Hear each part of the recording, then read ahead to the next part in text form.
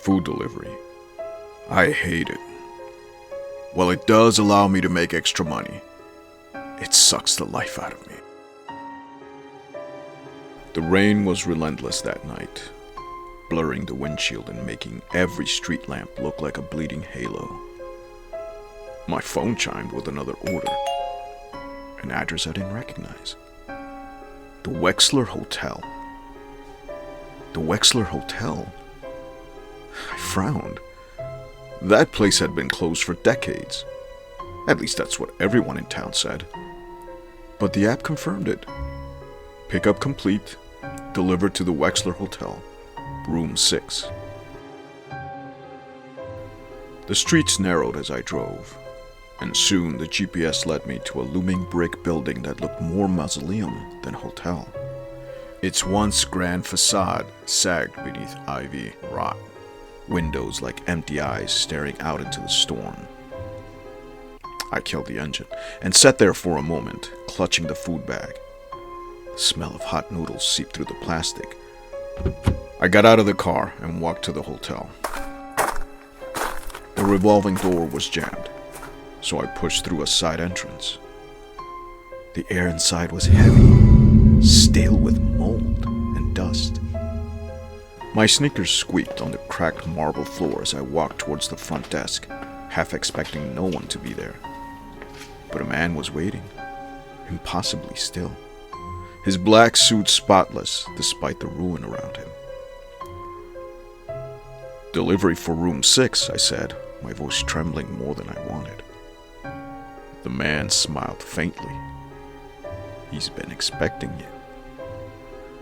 No keys, no ID check. Just a pale finger pointing down a hallway that seemed darker than it should have been. I glanced back once to thank him, but the man had vanished. The hallway stretched unnaturally long, lined with peeling wallpaper patterned with faded roses. My footsteps echoed too loudly, as though the corridor itself was empty of air. Each room number was crooked, brass plates tarnished with time.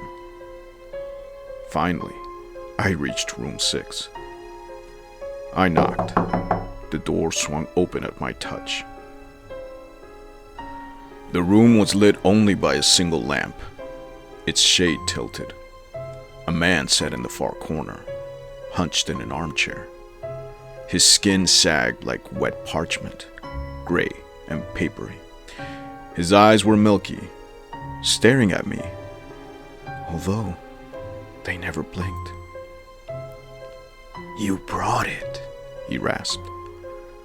I swallowed hard and set the bag on the table, desperate to leave.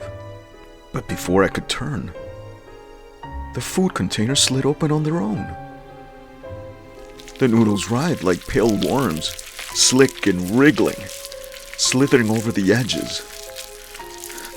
The smell soured, sharp and rotten. The man stood, his bones cracked with each movement. He reached towards the food, and the worms squirmed up his arm, vanishing into the folds of his skin. He sighed in something like relief. "Hungry," he whispered. "Always hungry." I backed toward the door, but it slammed shut. Amid all this, my phone buzzed in my pocket. A notification from the app. "Delivery complete. Would you like to accept another order?" The man's milky eyes fixed on me, his mouth stretching into a smile too wide. The lamp flickered, and everything went black. All I could hear was his raspy voice. "Thank you for bringing the food. But I'm still hungry."